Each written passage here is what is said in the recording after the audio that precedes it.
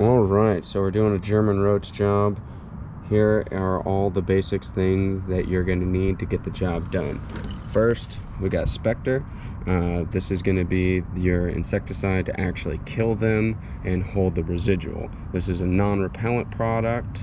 It's the generic version of Phantom. This stuff is 3 ounces to 1 gallon. More than likely you won't need more than a half gallon.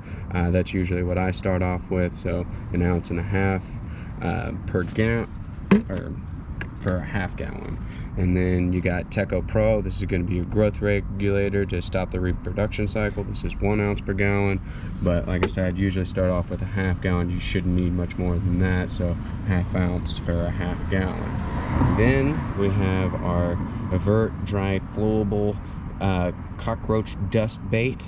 This is really good for all the appliances, ovens, microwaves, refrigerators, because German roaches are attracted to electrical heat.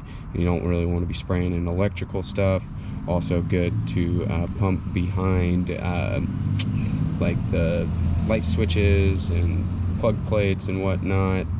And then we got the gel bait. And this is going to help get them out of those cracks and crevices. Since they do live in those cracks and crevices and hard to reach places, you're not going to be able to get them out, and spray in all those areas. So this is going to help get to those guys. We got our flathead screwdriver to take off the plates to get in there.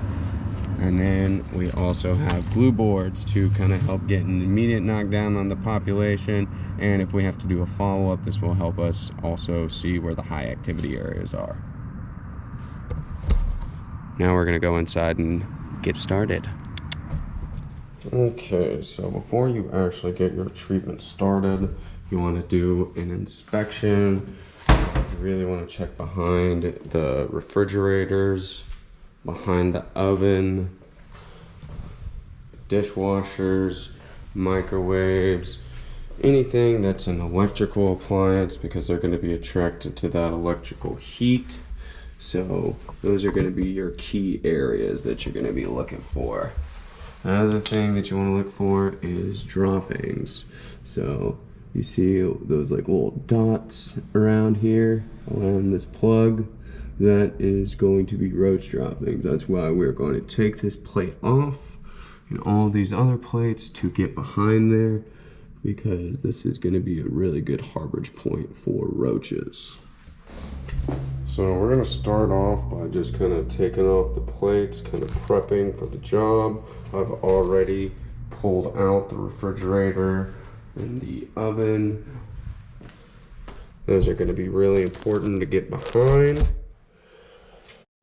See, and this is a great example why you want to take off those plates, because look at how many droppings and how big of a harborage point this is. So what we're gonna do,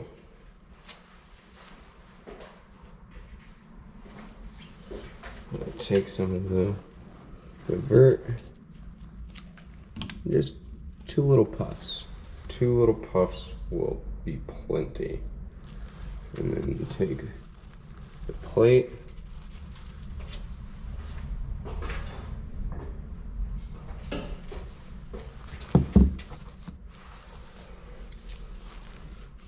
we're going to put a little bit of bait on the plate as well. So we got a little bit of flowable bait and gel bait behind there. And we'll just put this back on there, and we're going to do that with the rest of the plates.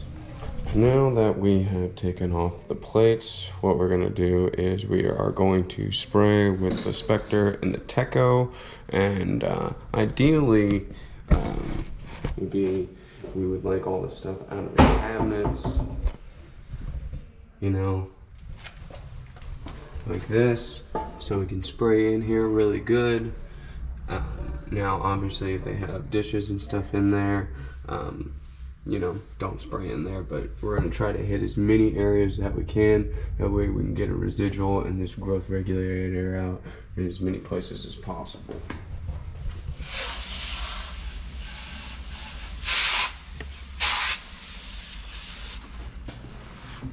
Make sure to pay attention to underneath the lips of the cabinets. These are really big places that they like to harbor. Any little crack and crevice area are going to be very high harborage points.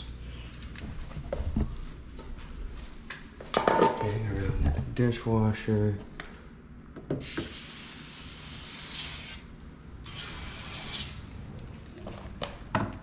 Now they got stuff in here, so we're not going to spray in here.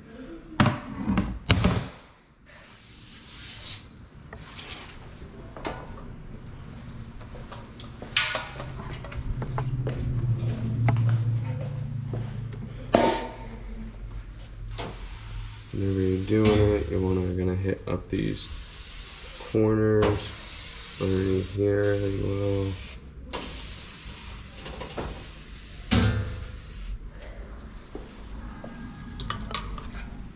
And similar to how we did with the plates, we are going to get the dust and we are going to pump it where the appliances are, where the electrical stuff is, since you don't want to actually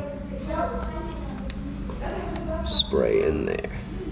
Now with this dust, a little bit goes a long way, so usually just a couple little puffs will do. We're going to do this to all the appliance areas.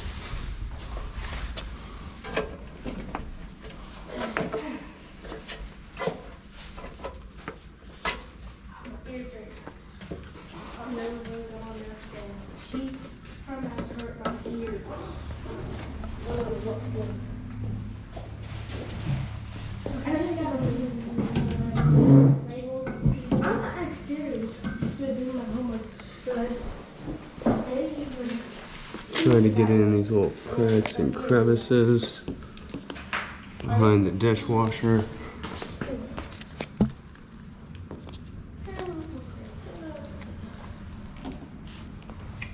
Now that we have sprayed everything and got behind the plates, got some the avert dust behind all the appliances, we're going to want to start applying our gel bait. Now the way that I normally like to do it to make sure I'm not missing anything is I just go ahead and open up all of the cabinets.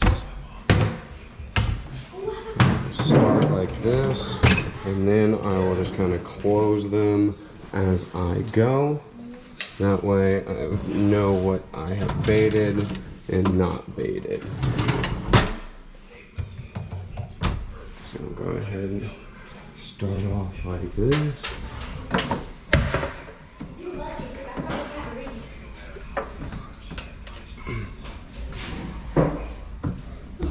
Now once you got all the cabinets open, now it's time to start applying the gel bait. Now ideally, you want to try to apply the gel bait in small little cracks and crevices and where it's not going to be visible or touchable to the customer. And little pea-sized dots go a long way. So for example, we're going to bait underneath here, just a little dot. A little dot like that. That is plenty. Just kind of, you want them kind of spaced out.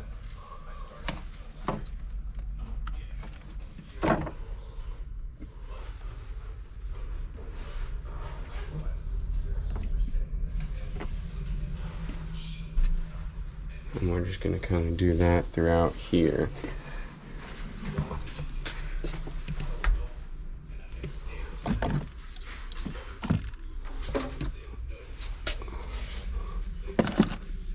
Like I said, it's ideally they should have everything cleared out, but if not, just kind of try to work around it the best that you can. And if they continue to have issues, then just tell them that it has to be done on the follow-up in order for the treatment to be effective. But Right underneath here, we got more droppings. And anywhere that you see more droppings, like in this area here, usually I apply a little bit more bait around those areas. Now for drawers, usually, like I said, you want to try to keep the bait out of sight, out of mind. So there, usually I'll put another one here on the hinge.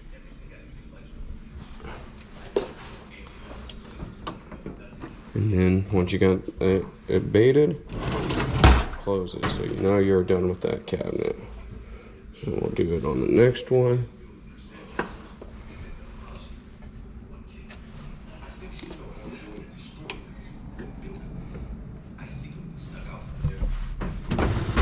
So you've got more droppings here, so I'm going to apply a little bit more in this area. Now we got it baited, I'm going to close it. Now, really a good place to put them as well is in hinges. Like I said, little small dots go a long way. And then while we're already down here, I'm going to go ahead and bait underneath this lip.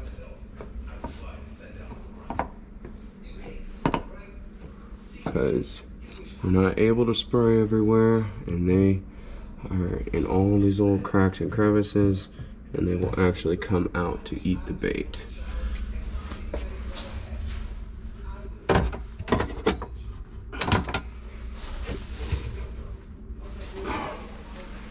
We got in here baited, so go ahead and close it off, and we will just continue that process throughout the entire kitchen. Alright, now that we have dusted all the appliances, got behind the light switches and plates, and baited, sprayed, last step is setting up glue boards. So normally you're going to want to try to put these next to high activity areas, like behind the refrigerator. I'm gonna put one over by the oven, one in the pantry. I'm just gonna get a couple set up around the kitchen, and maybe a couple in the bathrooms. So if you have to do a follow-up, it'll help you monitor the activity, and then also them running through this will help cut down the population faster as well. Alright, so we are finished up with everything. We put the refrigerator back, put the oven back, got our glue board set up, we've sprayed, we've baited, we've got some dust behind the plates and the appliances. We also baited some in the bathrooms and sprayed in there as well, because those are they're going to be attracted to water sources, so if they get bad in the kitchen, they will venture out to other sources as well. So we're going to tell the customer to give it about 2 to 3 weeks to take full effect. I'm going to recommend a follow-up, and other than that, should be all good. That's how you do a German roach treatment. Just by the way, the house was fucking gross and it smelled disgusting.